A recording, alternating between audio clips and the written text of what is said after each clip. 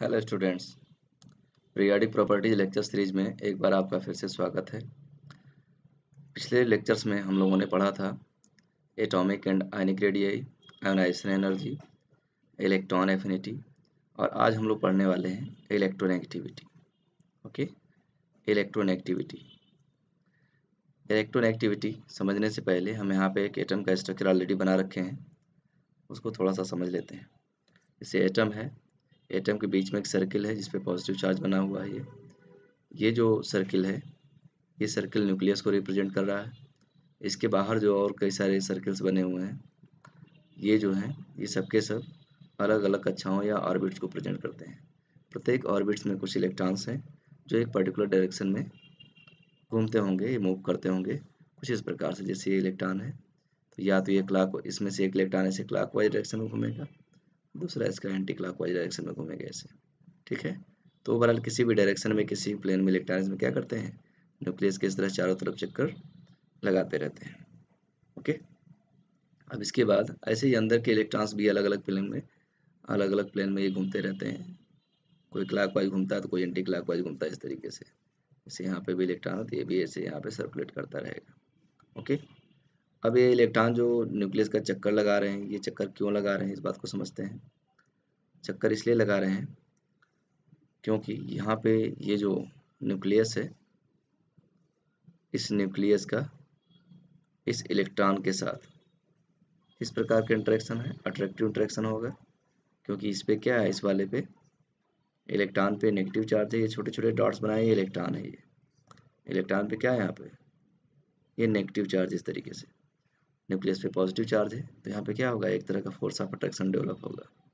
क्या होगा, यहाँ पे एक तरह का ये फोर्स ऑफ अट्रैक्शन डेवलप होगा। यहाँ पे अट्रैक्शन डेवलप होगा। क्या होगा, अट्रैक्शन। और ये अट्रैक्शन कैसा होगा, इलेक्ट्रोस्टैटिक अट्रैक्शन होगा।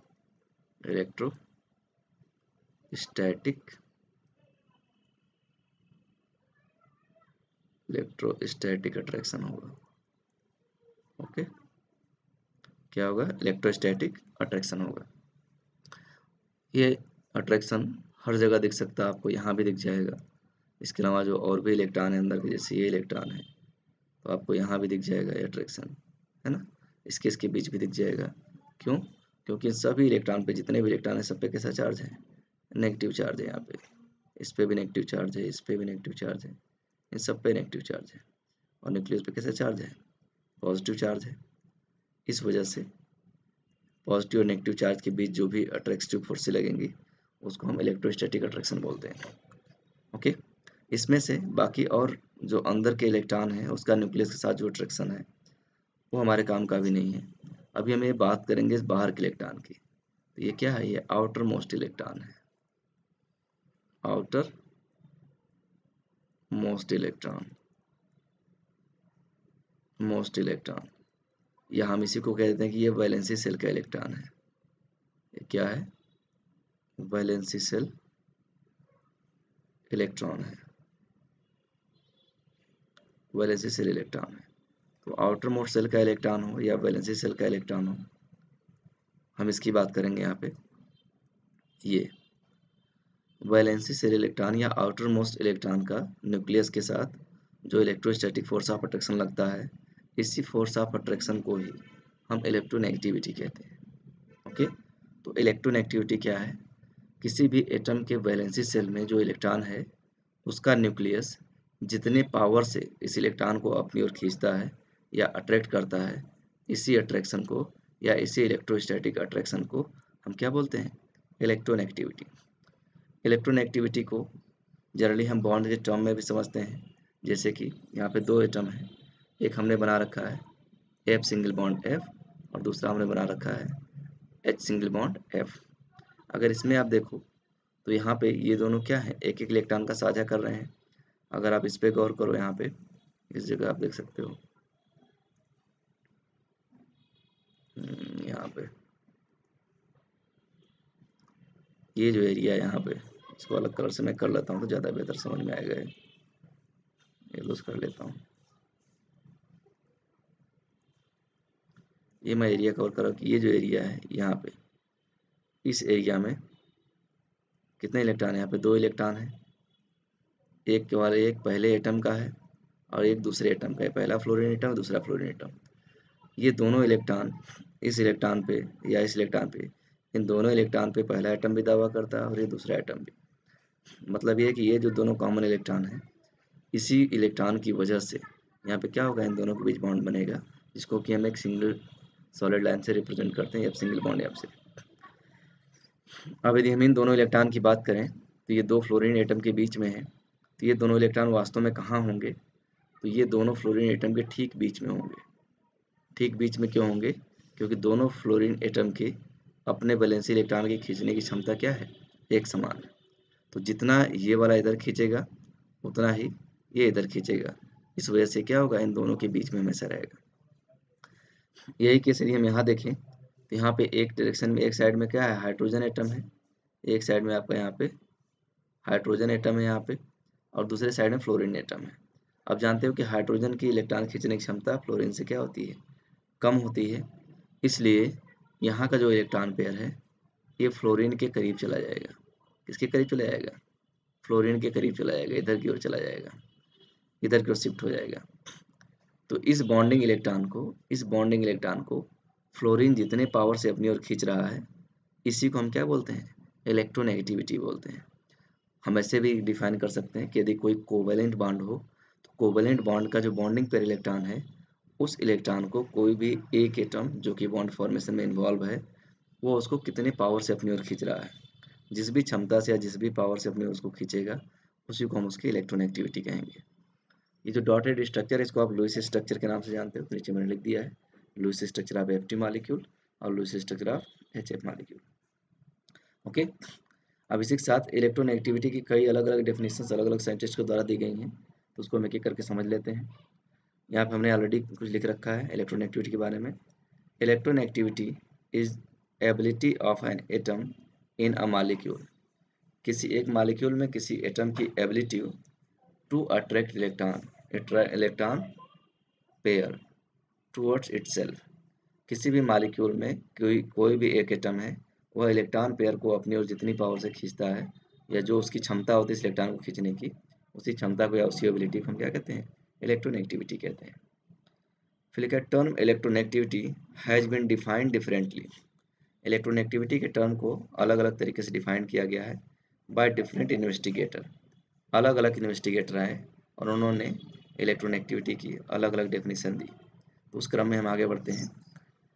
सबसे पहला जो यहाँ पे डेफिनेशन आया, फर्स्ट वाला जो डेफिनेशन आया है, ये आया है पॉलिंग का अप्रोच। किसका है? Polling approach. पॉलिंग क्या कहते हैं इलेक्ट्रोनेगेटिविटी के बारे में? According to Pauling, electronegativity is the power of atom in a molecule to attract electron toward itself. किसी भी मॉलिक्यूल में किसी एटम का वह पावर जिससे वह इलेक्ट्रॉन पेयर को अपनी ओर खींच ले, उसी को हम क्या कहते हैं? इलेक्ट्रोनेगेटिविटी। इसके बाद एक दूसरा अप्रोच आता है, एलर्ट एंड रोको का अप्रोच आता है। ये भी दो साइंटिस्ट थे। इन्होंने क्या कहा? Allred and Rochow define electronegativity as the electrostatic force of attraction exerted by nucleus of an atom on the valency shell electron। कोई भी एक एटम अपने वैलेंसी शेल इलेक्ट्रॉन के साथ जो भी इलेक्ट्रोस्टैटिक फोर्स ऑफ अट्रैक्शन लगाता है, उसी को हम इलेक्ट्रोनेगेटिविटी कहेंगे, ऐसा एलर्ट एंड रोको का कहना है। इन्होंने एक फार्मूला भी दिया इलेक्ट्रोनेगेटिविटी कैलकुलेट करने के लिए, तो नीचे मैंने लिख रखा है, they give empirical relation of measuring electronegativity which is given as. Empirical relation का क्या मतलब होता है? एम्पिरिकल रिलेशन का मतलब होता है ऐसा रिलेशन जो स्वयं कोई साइंटिस्ट अपने तरह तरह के एक्सपेरिमेंट्स करके ऑब्जर्व करके देता है, मतलब इसका कोई डेरिवेशन नहीं होता है। तो यहाँ पे ये काई का सिंबल है जो एक्स जैसा आपको दिख रहा है, ये काई है। काई इक्वल टू होता है, काई क्या है? इलेक्ट्रोनेगेटिविटी है। Chi equal to 0.359 into Z effective upon R square plus 0.744। Z effective nuclear charge है और आर है रेडियस ऑफ एटम, उस एटम की रेडियस जिसका हम इलेक्ट्रोनेगेटिविटी निकालने जा रहे हैं। तो नीचे मैंने मेंशन भी कर दिया है, वह आर इक्वल टू क्या? Radius of atom in angstrom, और चाई क्या है? इलेक्ट्रोनेगेटिविटी, चाई या काई बोलते हैं इसको। ओके, तो इस तरीके से एलर्ट एंड रोको का अप्रोच है इलेक्ट्रोनेगेटिविटी को कैलकुलेट करने के लिए। आगे बढ़ते हैं नेक्स्ट पे। नेक्स्ट में हमने यहाँ पे ऑलरेडी एक प्रॉब्लम ले रखा है, इस प्रॉब्लम में हमने कहा कि calculate the electronegativity of nitrogen atom where R equal to इतना। नाइट्रोजन एटम की इलेक्ट्रोनेगेटिविटी एलर्ड एंड रोको का जो फार्मूला उसके अकॉर्डिंग हम कैलकुलेट करेंगे यहाँ पे। तो यहाँ पे हमें इलेक्ट्रोनेगेटिविटी कैलकुलेट करना है नाइट्रोजन एटम की, जिसका क्या है, रेडियस जो है 0.74 एंगस्ट्रॉम है। अब यहाँ पे हमें चाहिए कि हमारे लिए फार्मूला जो था वो ये है 0.359 जेड इफेक्टिव। तो हमें पहले जेड इफेक्टिव निकालना पड़ेगा। आर की वैल्यू गिवन है तो आर हमें निकालने की जरूरत नहीं है। अब नाइट्रोजन में 7 इलेक्ट्रॉन होते हैं, हमें पता है। जब इसका इफेक्टिव न्यूक्लियर चार्ज निकालना हो तो हम इसको अलग अलग ग्रुप में डिवाइड करते हैं। हम लोग इसको पहले ही टॉपिक पढ़ चुके हैं। और एक दूसरा ग्रुप बनता है ये इस तरीके से। तो जिस ग्रुप में हमें जेड इफेक्टिव निकालना रहता है उसमें प्रत्येक इलेक्ट्रॉन के लिए 0.35 वैल्यू होती है। उसके पहले वाले में 0.85, ऐसा स्लेटर रूल्स में बताया गया था। ओके, तो यहाँ पे एस की वैल्यू निकालने के लिए इसमें 2 इलेक्ट्रॉन है, इसको 2 से मल्टीप्लाई कर दिया 0.85 को। इसमें 5 इलेक्ट्रॉन है, तो चूंकि एक इलेक्ट्रॉन के लिए इफेक्टिव न्यूक्लियर चार्ज हम ऑलरेडी निकाल रहे हैं, तो एक को छोड़ के 4 इलेक्ट्रॉन के लिए यहाँ पे 0.35 से इसको मल्टीप्लाई कर देते हैं। जो नेट रिजल्ट हमारा आएगा ये आएगा, इन दोनों को ऐड कर दोगे तो आप 3.1 आ जाएगा। 3.1 क्या हो गया, ये आ गया आपका स्क्रीनिंग कांस्टेंट। इतना स्क्रीनिंग कांस्टेंट हुआ। और इफेक्टिव न्यूक्लियर चार्ज क्या होता है, टोटल न्यूक्लियर चार्ज में से स्क्रीनिंग कांस्टेंट को घटा दो तो जेड इफेक्टिव आ जाता है। तो जेड इफेक्टिव की फार्मूला है एटॉमिक नंबर माइनस एस। तो स्क्रीनिंग कांस्टेंट की वैल्यू हमने यहाँ पे निकाल रखी है। तो 7 में से 3.1 लेस कर लोगे आप तो 3.9 आएगा। 3.9 क्या है, जेड इफेक्टिव की वैल्यू है। तो इस वैल्यू को हमने यहाँ पे रख दिया। जब इसको सॉल्व करेंगे तो 3.30 आएगा। यानी कि यहाँ पे जो नाइट्रोजन की इलेक्ट्रोनेगेटिविटी है वो कितनी है, 3.30 है। ओके, तो इस तरह से आप एलर्ड एंड रोको के फार्मूले को आप अप्लाई करके छोटे मोटे न्यूमेरिकल से सवाल लगा सकते हो, या किसी भी एटम की इलेक्ट्रोनेगेटिविटी को फाइंड आउट कर सकते हो यदि आप उसका रेडियस जानते हो तो। ओके, इसके बाद थर्ड साइंटिस्ट आते हैं मुल्कन। मुल्कन का अप्रोच क्या है, मुल्कन अप्रोच ऑफ इलेक्ट्रोनेगेटिविटी। 1934 की बात है। In 1934 Mulliken proposed a new scale of electronegativity. इन्होंने इलेक्ट्रोनेगेटिविटी का एक नया स्केल प्रपोज किया।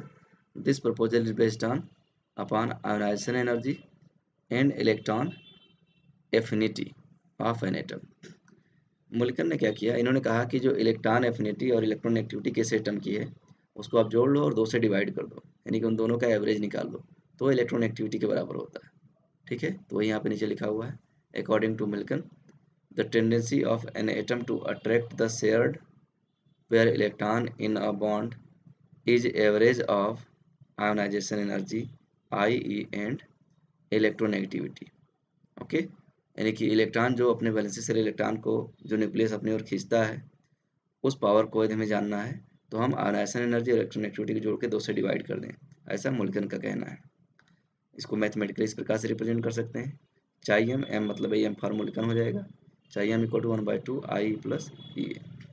ओके, इसके बाद हम आ जाते हैं इलेक्ट्रोनेगेटिविटी को प्रभावित करने वाले कारक पे, कौन कौन से फैक्टर्स हैं जिसको प्रभावित करेंगे। तो हम यहाँ पे लिख रहे हैं फैक्टर अफेक्टिंग इलेक्ट्रोनेगेटिविटी। पहला लिखा है चार्ज ऑन एटम। अब एटम के ऊपर चार्ज है तो इलेक्ट्रोनेगेटिविटी पे क्या असर पड़ेगा, इस बात को समझना है।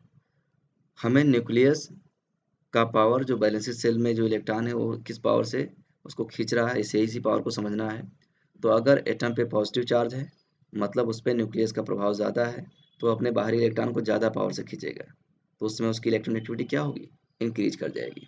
मतलब ये है कि अगर किसी एटम पे पॉजिटिव चार्ज है तो उसकी इलेक्ट्रोनेगेटिविटी बढ़ेगी, और किसी पे नेगेटिव चार्ज है तो उसका उल्टा असर दिखेगा, घट जाएगी। तो वही बात यहाँ पे लिख रखा है, as the amount of positive charge on an atom increases. जैसे किसी एक एटम पे पॉजिटिव चार्ज का अमाउंट बढ़ता है, then power of electronegativity also increases. तो इलेक्ट्रोनेगेटिविटी का पावर भी क्या होता है, बढ़ता है। And as the amount of negative charge on atom increases, अगर एटम पे नेगेटिव चार्ज का अमाउंट बढ़ता है then the power of electronegativity decreases. Okay, तो ये पहला फैक्टर हो गया चार्ज ऑन एटम पे। नेक्स्ट पे आते हैं हाइब्रिडाइजेशन। हाइब्रिडाइजेशन में क्या होता है, एस ऑर्बिटल डिफरेंट ऑर्बिटल के साथ मिक्सिंग में जाता है हाइब्रिडाइजेशन में। तो अगर जहाँ पे भी एस ऑर्बिटल का परसेंटेज ज़्यादा रहेगा, ये हम ऐसे कह सकते हैं कि एस कैरेक्टर ज़्यादा है, तो जो इलेक्ट्रॉन पेयर हो न्यूक्लियस के ज़्यादा करीब रहेगा। एस का कैरेक्टर ही, एस कहीं भी एस कैरेक्टर की बात हो, आपसे कोई कहे कि एस कैरेक्टर ज़्यादा है, तो आप सिंपल सी बात समझो कि जो भी इलेक्ट्रॉन पेयर हो न्यूक्लियस के ज़्यादा क्लोज है। जब न्यूक्लियस के ज़्यादा क्लोज इलेक्ट्रॉन आ जाएगा तो न्यूक्लियस को ज़्यादा पावर से खींचेगा, इसलिए जैसे जैसे यस कैरेक्टर बढ़ेगा इलेक्ट्रॉन एक्टिविटी भी बढ़ेगी, क्योंकि इलेक्ट्रॉन क्या होगा, न्यूक्लियस ज़्यादा क्लोज आ जाएगा। यस कैरेक्टर घटेगा, इलेक्ट्रॉन एक्टिविटी भी घटेगी। पी कैरेक्टर बढ़ेगा, पी कैरेक्टर क्या है, न्यूक्लियस से दूर जाना। अगर इलेक्ट्रॉन न्यूक्लियस से दूर जाएगा तो उसको न्यूक्लियस उतना ज़्यादा पावर से नहीं खींच पाएगा जितना कि तब खींच रहा था जब वो करीब था। तो पी कैरेक्टर बढ़ने पर इलेक्ट्रॉन दूर चला जाएगा तो इलेक्ट्रॉन एक्टिविटी क्या होगी, घटेगी। पी कैरेक्टर घटने पे इलेक्ट्रॉन एक्टिविटी बढ़ेगी। तो इसको हम ऐसे भी समअप कर सकते हैं कि जो इलेक्ट्रॉन एक्टिविटी है ये directly proportional to S character और इनवर्सली प्रोपोर्शनल टू है पी कैरेक्टर। ओके, अब इसके बाद हम आ जाते हैं अगले फैक्टर की ओर। हमारा नेक्स्ट फैक्टर जो है वो इफेक्ट ऑफ सब्स्टिट्यूएंट है। जैसे कोई एक पर्टिकुलर एटम हो, अगर उसी पर्टिकुलर एटम से कुछ ज़्यादा इलेक्ट्रोनेगेटिव एलिमेंट जुड़े हों तो उसकी इलेक्ट्रोनेगेटिविटी को बढ़ा देते हैं।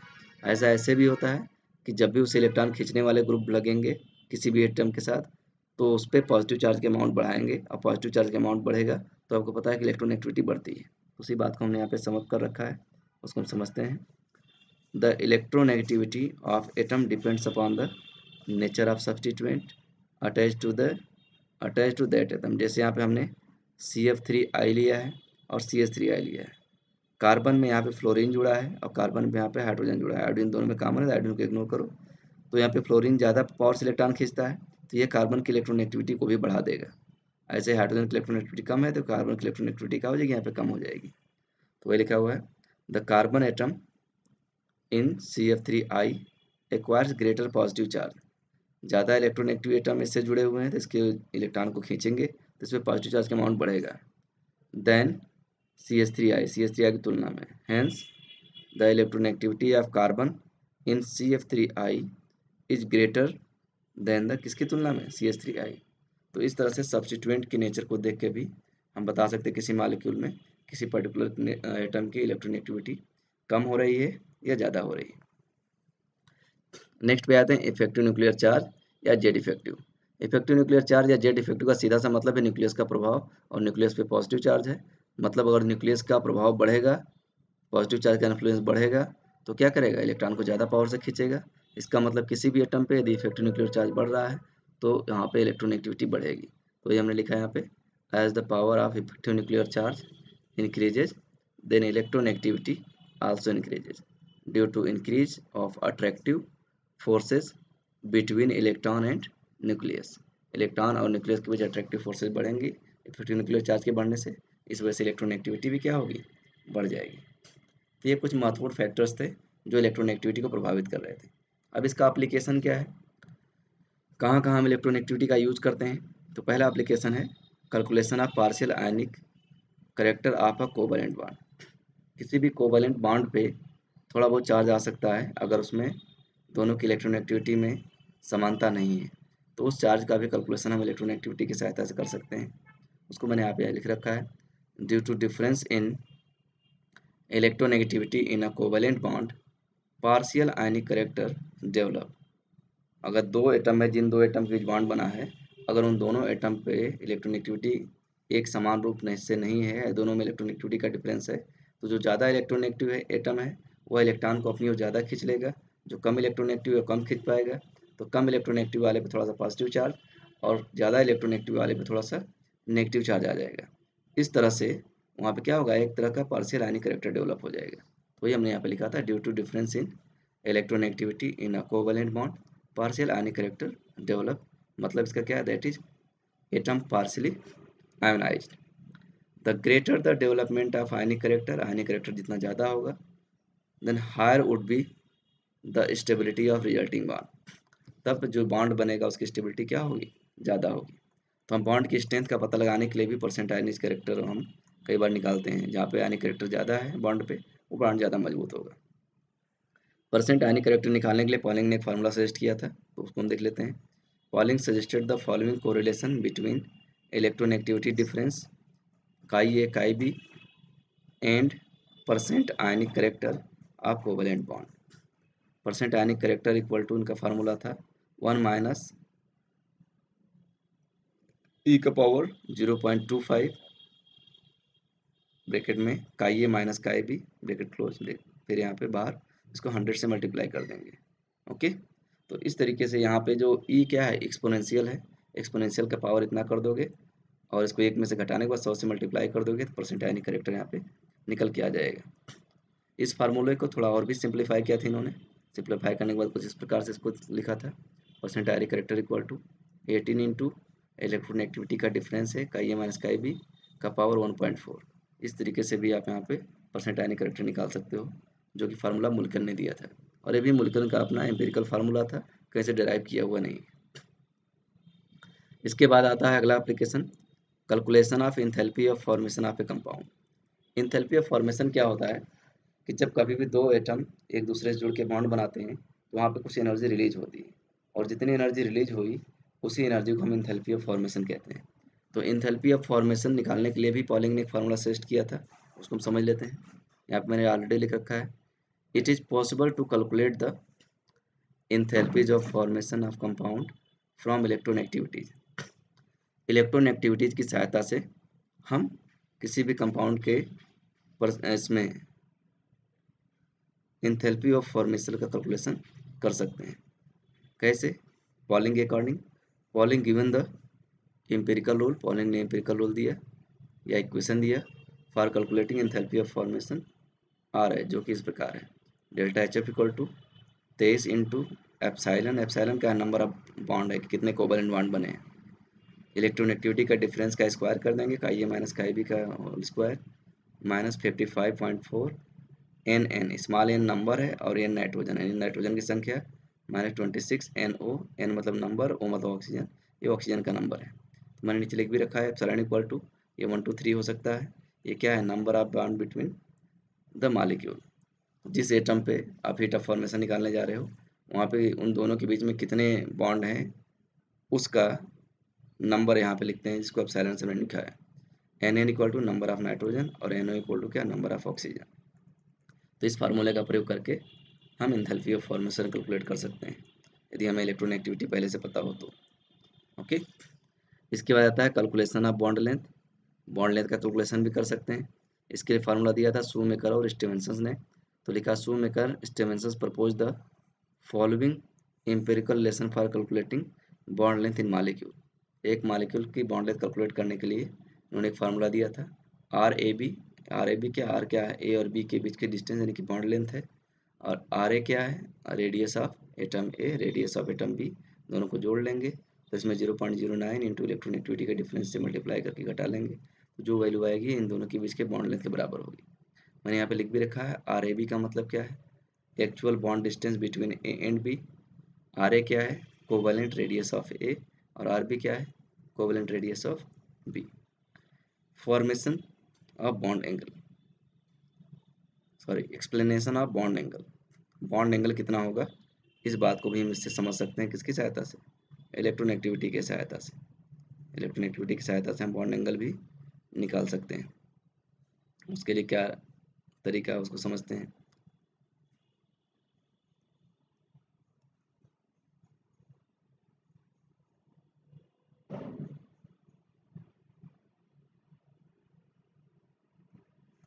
यहाँ पे जिसे ऑलरेडी मैंने लिख रखा है, explanation of bond angle. If the electronegativity of central atom in polyatomic molecule is less. अगर किसी भी पॉलीएटॉमिक मॉलिक्यूल की बात करें, अगर उस मॉलिक्यूल में, पॉलीएटॉमिक मॉलिक्यूल में, जो पॉलीएटॉमिक मॉलिक्यूल की इलेक्ट्रोनेगेटिविटी है अगर वो घटेगी तो बॉन्डिंग इलेक्ट्रॉन क्या होगा, उससे दूर जाएगा। जब बॉन्डिंग इलेक्ट्रॉन उससे दूर जाएगा तो क्या होगा, वहाँ पे एंगल के बीच का जो रिपल्सन था, इलेक्ट्रॉन पेयर के बीच का जो रिपल्सन था वो कम हो जाएगा और बॉन्ड एंगल क्या होगा, घट जाएगा। इस बात को फिर से समझ लेते हैं। क्या लिखा था हम लोगों ने, यहाँ पे लिख रखा है कि if the electronegativity of central atom in polyatomic molecule is less than it is not able to hold the bonding electron pair toward itself. जैसे एक मॉलिक्यूल है यहाँ पे कोई, इस तरीके से कोई एक सेंटर में एक मॉलिक्यूल ए है और इसे कई सारे एटम जुड़े हुए हैं, और यहाँ पे कोई एटम बी है, कोई सी है, कोई डी है, कोई ई, कुछ इस तरह से एटम है। तो जो एटम है अगर ए की इलेक्ट्रोनेगेटिविटी घटेगी तो यहाँ पे जो इलेक्ट्रॉन है किसकी ओर जाएगा, सी की ओर जाएगा। पहले जो इलेक्ट्रॉन था और क्या होगा, आगे खिसक जाएगा। तो जब आगे खिसक जाएगा तो इस इलेक्ट्रॉन के बीच की दूरी क्या हो गई, बढ़ गई। बढ़ गई तो इस इलेक्ट्रॉन पेयर के बीच का रिपल्सन भी कम हो जाएगा पहले की तुलना में, यहाँ पे इसकी तुलना में। तो यहाँ पे क्या होगा, बॉन्ड एंगल घटेगा। मतलब अगर कई सारे मॉलिक्यूल ने केवल सेंट्रल एटम को बदलते जाएं तो जैसे जैसे सेंट्रल एटम की इलेक्ट्रॉन एक्टिविटी घटती जाएगी, बॉन्ड एंगल भी घटता जाएगा। और उस बात को हम यहाँ पे बेहतर तरीके से समझ सकते हैं। क्या लिखा है, therefore bonding electron pair shifted more towards the other atom attached with central atom. अगर सेंट्रल एटम की इलेक्ट्रॉन एक्टिविटी कम है तो इलेक्ट्रॉन पेयर उधर की ओर जाएगा जो उससे दूसरा एटम जुड़ा हुआ है। Due to this bond pair repulsion, इस वजह से जो बॉन्ड पेयर रिपल्सन क्या हो, घट जाता है। And hence bond angle decreases. जैसे यहाँ पे नाइट्रोजन है, फास्फोरस है, आर्सेनिक है, एसबी एंटीमनी है, इन सबका नीचे जाने पर इलेक्ट्रॉन एक्टिविटी क्या हो रही, घट रही है। तो और इससे बाकी हम सभी एक ही एटम लगा रखे हैं, तो इलेक्ट्रॉन एक्टिविटी घटने की वजह से क्या, bonding pair of electron her bar F की तरफ शिफ्ट होगा। और जैसे जैसे bonding pair of electron F की तरफ शिफ्ट होगा वैसे उसका जो है बॉन्ड एंगल क्या होगा, घटता जाएगा। इसको ऐसे हम समझ सकते हैं। यहाँ पे पहले थोड़ा एक चित्र थोड़ा छोटा सा बना लें तो ज़्यादा अच्छा समझ में आ जाएगा। जैसे यहाँ पे एन है और यहाँ पे एफ है, यहाँ पे एफ है और एक अब हमारा कहीं और यहाँ होगा, यहाँ पे और यहाँ पे कहीं लोन पेयर होगा। फिर ऐसे यहाँ पे हमने फास्फोरस बनाया, तो यहाँ पे इसकी जो इलेक्ट्रॉन एक्टिविटी है, इसकी इलेक्ट्रॉन एक्टिविटी ज़्यादा है और इसकी इलेक्ट्रॉन एक्टिविटी क्या है, लेस है। तो ये जो इलेक्ट्रॉन है इसको एफ अपने ज़्यादा दूर, अपने पास ज़्यादा पास खींच ले जाएगा। यहाँ पे एफ क्या करेगा, अपनी ओर खींच ले जाएगा इसको, ये ज़्यादा दूरी हो जाएगी। यानी पहले जो इलेक्ट्रॉन पेयर था वो कहीं यहाँ पे रहा होगा, यहाँ पे रहा होगा, इस जगह पे रहा होगा, यहाँ पे ऐसे। लेकिन अब इलेक्ट्रॉन पेयर कहाँ है, ये एफ के ज़्यादा करीब आ चुका है, यहाँ आ चुका है। तो अगर आप देखो यहाँ पे इसके और इसके बीच की दूरी कम है तो यहाँ पर रिपल्सन ज़्यादा होगा, तो एंगल क्या होगा, बढ़ेगा। एंगल क्या होगा, यहाँ पे एंगल बढ़ेगा। इसके बीच दूरी बढ़ गई, ये डिस्टेंस बढ़ गई, तो यहाँ पे एंगल क्या होगा, बॉन्ड एंगल क्या होगा, ये डिक्रीज करेगा। तो यही वजह है। यहाँ पे आप इस एग्जांपल पे दी, आप यहाँ पे गौर करो तो यहाँ पे NF3 में N की इलेक्ट्रॉन एक्टिविटी 3.0 है तो बॉन्ड एंगल इतना है। PF3 में P की इलेक्ट्रॉन एक्टिविटी इतना है तो बॉन्ड एंगल घट गया, और क्योंकि इलेक्ट्रॉन एक्टिविटी घटी है। AsF3 में इलेक्ट्रॉन एक्टिविटी लगभग उतना है लेकिन साइज बढ़ी है, इस वजह से बॉन्ड एंगल क्या होगा, घटेगा। Sb में इलेक्ट्रॉन एक्टिविटी और कम हुई है, 2.0 हो गई है, तो बॉन्ड एंगल घट के इतना हो गया।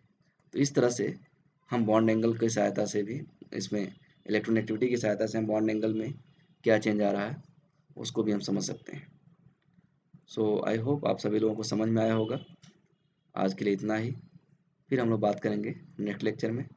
Thank you, thank you everybody. अगर आपको वीडियो पसंद आया है तो आप इस वीडियो को ज़्यादा से ज़्यादा शेयर और सब्सक्राइब करें। Thank you.